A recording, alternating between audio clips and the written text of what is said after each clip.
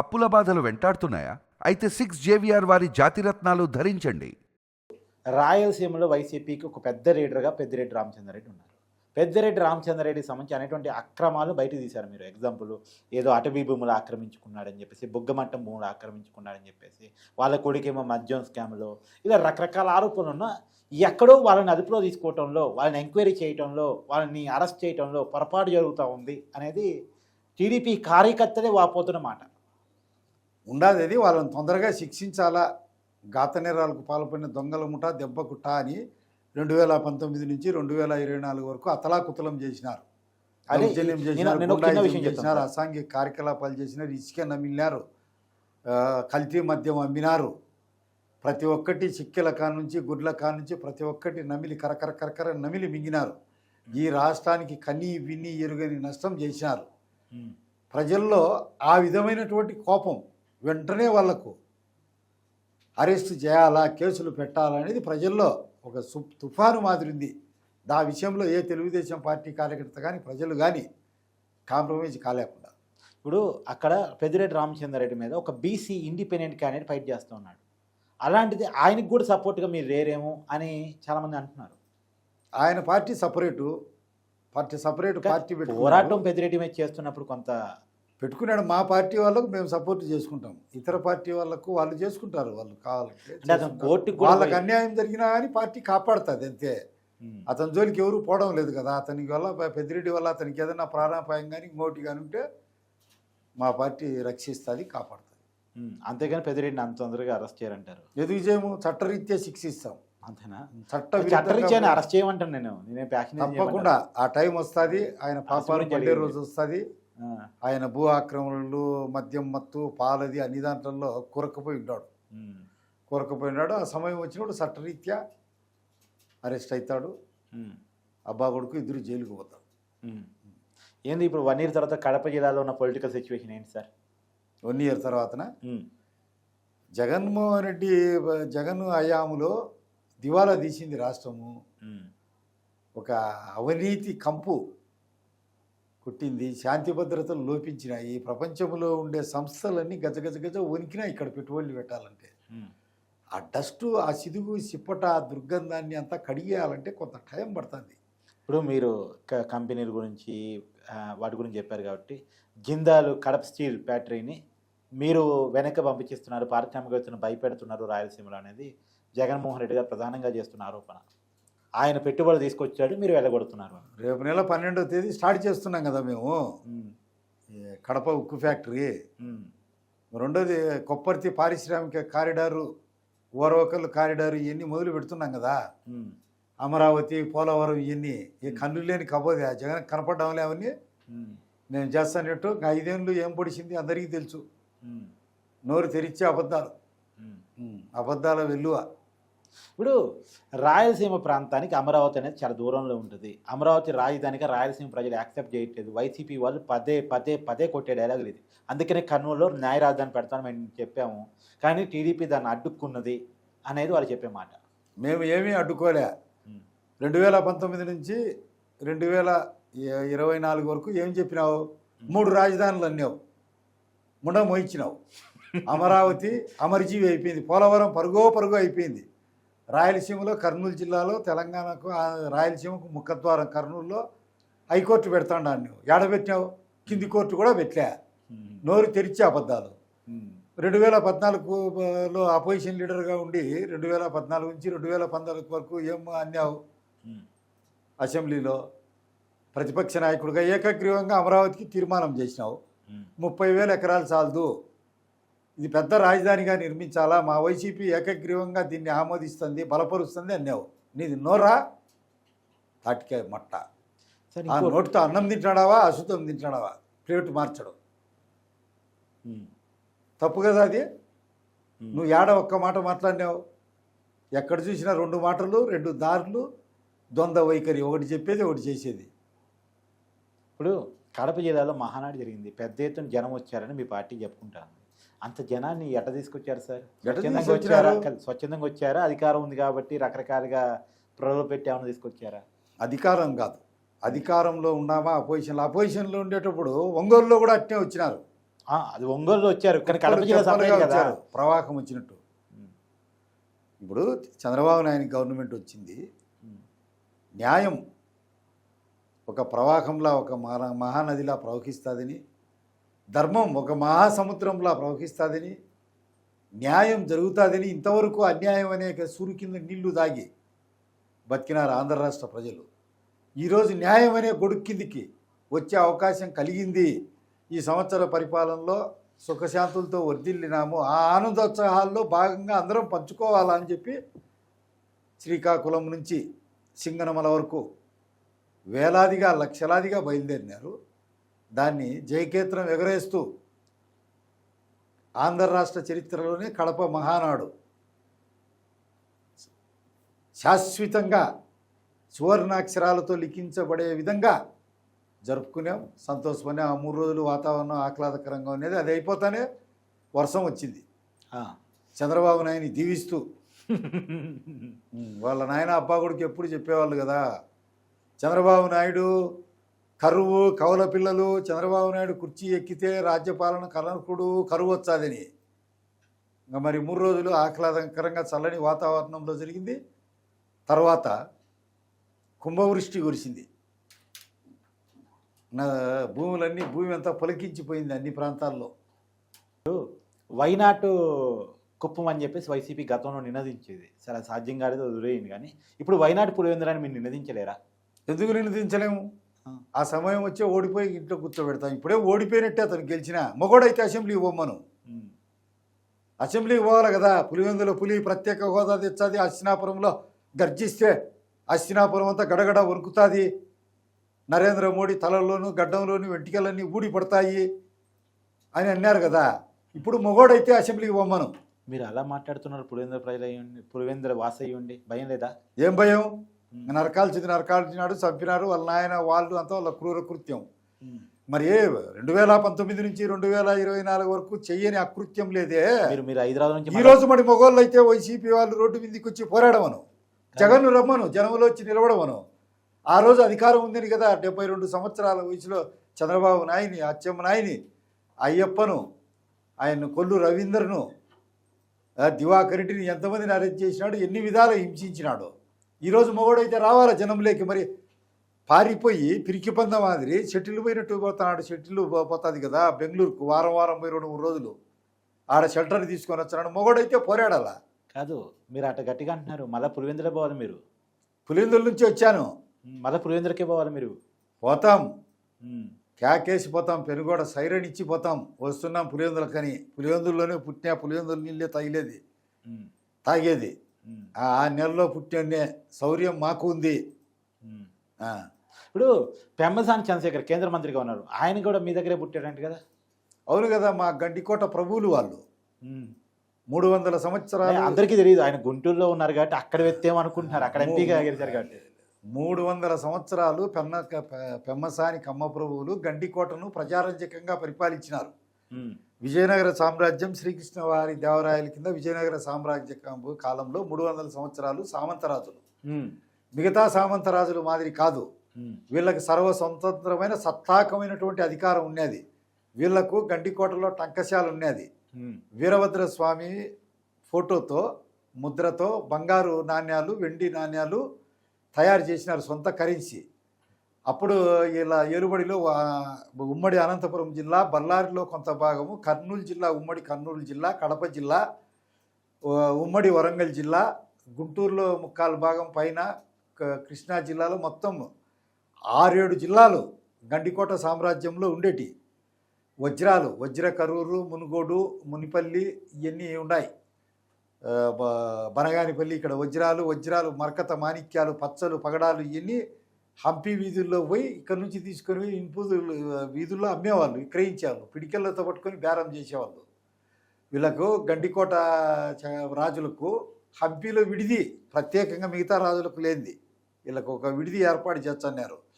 శ్రీకృష్ణదేవరాయల అమ్మ పెమ్మసాని వారి ఆడబిడ్డ నాగులాంబ.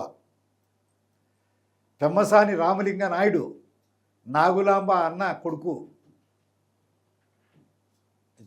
చెన్నమ్మనాయుడు అంటారు, మోటి అలియాస్ మోపిల్ ఆయన కొడుకు. శ్రీకృష్ణదేవరాయలు భార్య చిన్నాదేవి పెమ్మసాని వారి ఆడబిడ్డ, ఓహో, పెమ్మసాని వారి ఆడబిడ్డ. ఓకే. వాళ్ళంతా తిరుమల ఇంకొక ఆయన ఉన్నాడు కదా ప్రౌఢ అచ్యుతరాయలు కూడా పెమ్మసాని వారి ఇంట్లోనే పెళ్లి చేసుకునేది.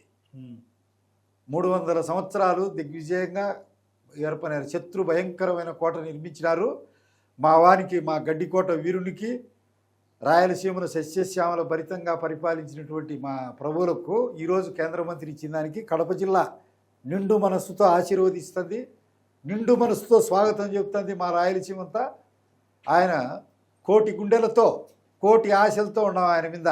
మా రాయలసీమకు సాగునీటి జలాలు తెస్తాడు, సాగు జలాలు తెస్తాడు, నిరుద్యోగ సమస్యను అంతం చేస్తాడు, పరిశ్రమలన్నీ కంటిన్యూ కొనసాగిస్తాడు, శీతల గిడ్డింగులు తెస్తాడు, రోడ్లు అందుకు చేస్తాడు. రాయల నాటి కాలం, గడ్డికోట ప్రభువుల నాటం కాలం, స్వర్ణకాలం, రాళ్ల బాటల్లో రత్నాలు వెలువడిన కాలం తిరిగి వర్ధిల్లుతాదని, మేము రాయలసీమకు మంచి జరుగుతుందని మేము కోరుకుంటున్నాం.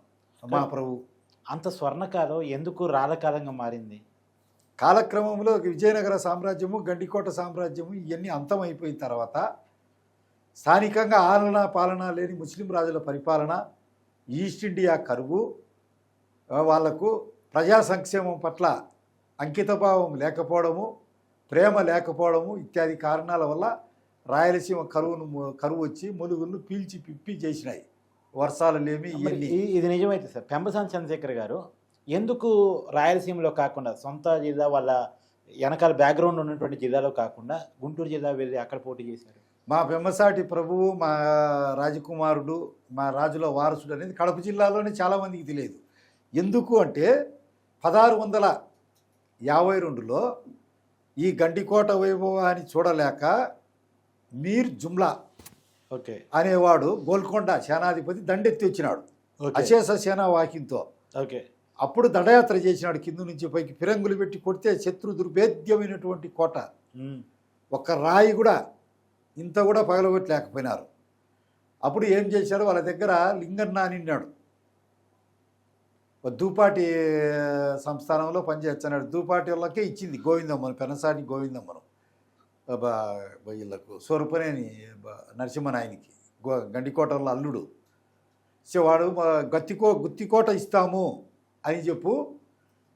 అప్పుడు 3 నెలలు జరిగింది యుద్ధం అని చెప్పి నమ్మించి మోసం చేసినారు. ఇంకెందుకు యుద్ధం చేయడము, ఇంకా మేము వచ్చినాము, మా నెలవంక జెండా దీని మీద రెపరెపలాడాలా, మీ జెండా గుత్తికోటకు పోండి, అది కూడా గౌరవమైన ప్రదేశం, మీకు మర్యాద దక్కుతుంది, మాకు గౌరవం దక్కుతుంది అని అంటే కోట నుంచి పేటకు వచ్చాడు. వాడు లింగన్న అనేవాడు మా మంత్రిగా ఉండి, కర్ణంగా ఉండి వాళ్ళ దగ్గర మోసం చేశాడు. ఈయన ఆయుధాలు ఎవరూ తీసుకోవద్దు, ఆయుధాలు లేకుండా నిరాయుధులుగా రావాలా చర్చలకు అని చెప్పి ఈయన ఆయుధాలన్నీ తీసుకున్నారు. ఎదురు పల్ల సింహాసనం కూర్చోబెడితే కుట్ర చేసినారు, విషపూరితం చేయాలా ఆయనని. మా బట్టలు వేసుకోండి, మా రాజ్యోచితమైనటువంటి తలపాగా, మా బట్టలు, మా పంచ, మా బూట్లు, మా ఆభరణాలు ధరించండి అని దాంట్లోకంతా విషం పూసినారు.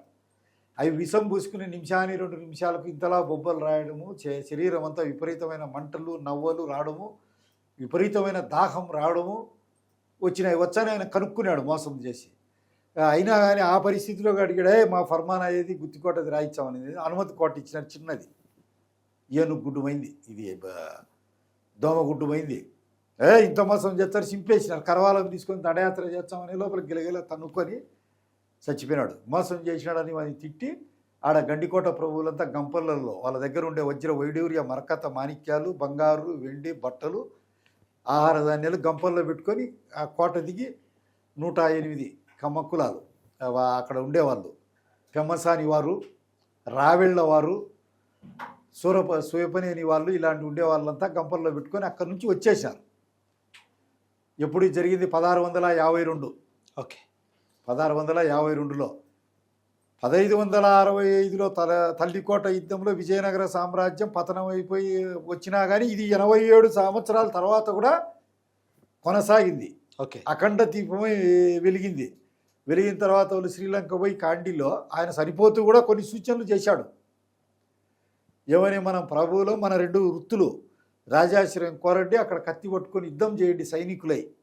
అది మీకు రాజాశ్రయం లభించకపోయినా, తగు సముచితమైన ఆదరణ లభించకపోయినా మీరు నాగలి బట్టి యుద్ధం చేయండి, మన కులవృత్తి అది, సేద్యం చేయండి ఓకే. అని చెప్పినారు. అయితే అప్పుడు యుద్ధం లేకపోతే సేద్యం. ఆ, అక్కడ నుంచి తంజావూరు మదురై పోయినారు విశ్వనాథ నాయకుడి దగ్గర సేనాధిపతులు.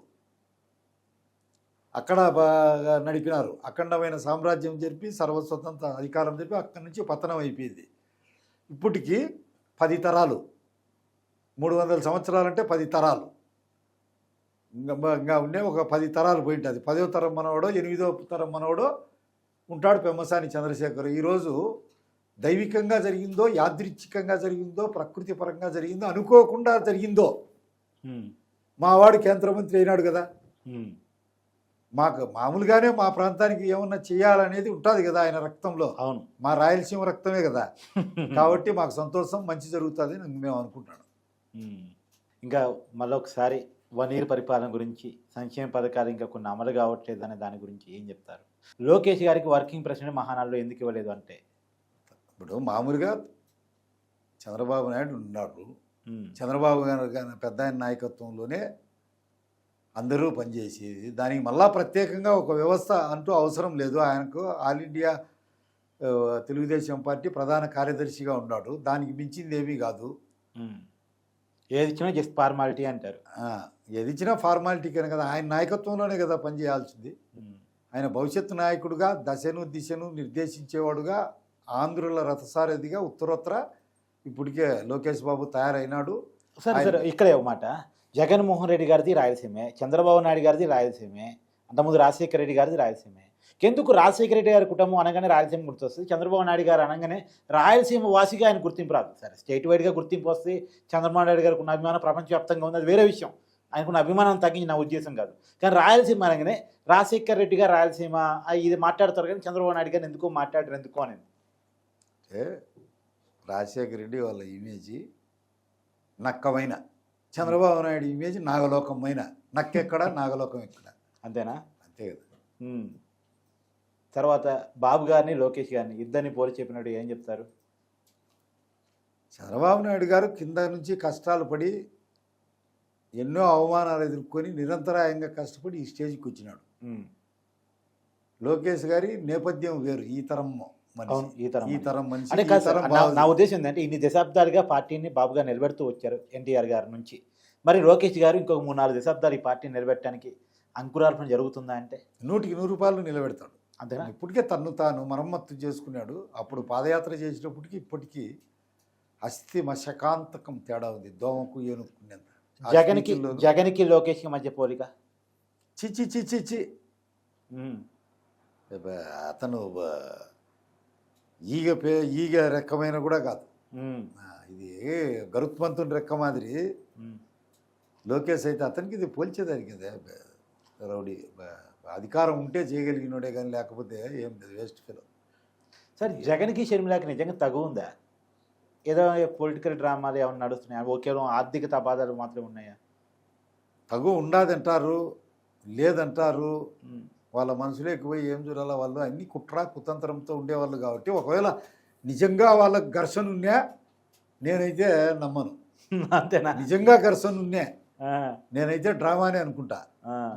ఎందుకంటే చూసినాం అనేక సార్లు వాళ్ళకు విపత్కర పరిస్థితులు వచ్చినప్పుడంతా వాళ్ళల్లో వాళ్ళు 2గా డివిజన్ కావడం, అవతల పక్షం ఒకరు చేరుకోవడం, ఇక్కడ కన్విన్స్ చేసేదానికి. ఇప్పుడు కూడా జరుగుతుంది ఆ ప్రయత్నం. వైసీపీ కోవర్టులుగా తెలుగుదేశం వాళ్ళనే అనేక విధాలుగా దువ్వి తెలుగుదేశంలో వదిలినారు. అది చంద్రబాబు నాయుడు గారు, మా పెద్ద ఆయన తండ్రి వంటి వారు ఐడెంటిఫై చేసినారు. మన పార్టీ లేక ఎవరో ఒకరి ద్వారా చేరి మన వాళ్ళని సాగుగొట్టి చెవులు కళ్ళు ముక్కు ముచ్చన్నారు. జాగ్రత్తగా ఉండండి, వాళ్ళ విషయంలో ప్రత్యక్షంగా కానీ పరోక్షంగా కానీ వాళ్ళకి ఎలాంటి మద్దతు కానీ హెల్ప్ కానీ చేయొద్దు, జాగ్రత్తగా ఉండండి అంటున్నారు. ఆ ప్రయత్నాన్ని మేము ఎంత స్పీడుగా నిరోధిస్తే అంత పార్టీకి మంచిది. Thanks sir. నమస్తే.